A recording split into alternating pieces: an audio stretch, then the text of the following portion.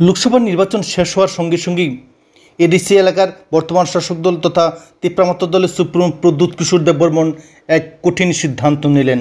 যদিও দলীয়গতভাবে বলা হচ্ছে যে পার্টির একটা বড় সিদ্ধান্ত নিলেন প্রদ্যুৎ কিশোর দেববর্মন। কী সেই সিদ্ধান্ত? এই সিদ্ধান্তকে কেন্দ্র করে ইতিমধ্যে সারা রাজ্যে ব্যাপকভাবে চর্চা হচ্ছে, আলোচনা হচ্ছে। কী কারণে? এর পেছনে কী উদ্দেশ্য রয়েছে? কী কারণে এই ধরনের বড় সিদ্ধান্ত নিলেন?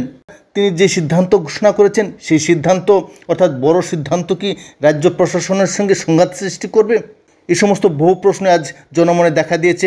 ইতিমধ্যেই রাজ্য প্রশাসনও এই বিষয়কে কেন্দ্র করে ভূমিকম্প সৃষ্টি হয়েছে। এখানে উল্লেখ করা প্রয়োজন যে তিপ্রামাত্র দলের সুপ্রিমো প্রদ্যুৎ কিশোর দেববর্মন অতি সম্প্রতি ফেসবুকে এক অডিও বার্তায় স্পষ্টভাবে ঘোষণা করেছেন যে এডিসি এলাকায় কোনো শিল্প বাণিজ্য কেন্দ্র থাকলে তাকে 60% রয়্যালিটি দিতে হবে এডিসি প্রশাসনকে। প্রদ্যুৎ কিশোর দেববর্মনের এই কঠিন সিদ্ধান্তের ফলে এডিসি এলাকায় ব্যাপকভাবে গুঞ্জন সৃষ্টি হচ্ছে যে এডিসি এলাকায় যত শিল্প কারখানা রয়েছে, বিশেষত বুজজংনগর এলাকায় সেই সমস্ত শিল্পনগরীতে ইতিমধ্যেই আতঙ্কের পরিবেশ তৈরি হয়েছে।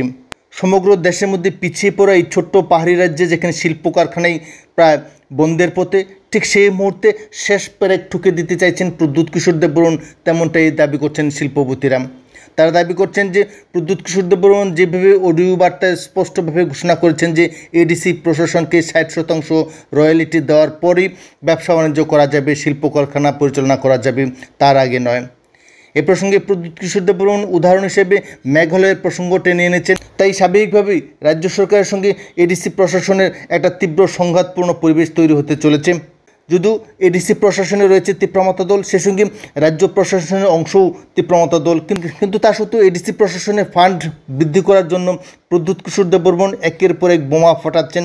ইতিপূর্বে তিনি আরও একটি বিষয় ঘোষণা করেছেন যে এডিসি এলাকায় কোনো ধরনের ব্যবসা বাণিজ্য করলে বহিরাগত শ্রমিকরা কাজ করলে তাদেরও রয়্যালিটি প্রদান করতে হবে। এই ঘোষণার ফলে এডিসি এলাকায় শিল্প বাণিজ্য সহ কোনো ধরনের ব্যবসা বাণিজ্য করার ক্ষেত্রে যে প্রতিবন্ধকতা সৃষ্টি হতে চলেছে এই বিষয়ে সমস্ত পক্ষই একমত। কিন্তু তা সত্ত্বেও স্বাস্থ্য, পানীয় জল, রাস্তাঘাট, বিদ্যুৎ সমস্ত ক্ষেত্রেই এডিসি প্রশাসন ব্যর্থ। কিন্তু তা সত্ত্বেও প্রদ্যুৎ কিশোর দেববর্মন একের পর এক সার্জিক্যাল স্ট্রাইক এনে এডিসি প্রশাসনকে গতিশীল করতে চাইছেন নাকি এডিসি প্রশাসনকে স্থবির করে দিতে চাইছেন, এ নিয়েও প্রশ্ন উঠতে শুরু করছে জনজাতীয় অংশের বুদ্ধিজীবী মহলে।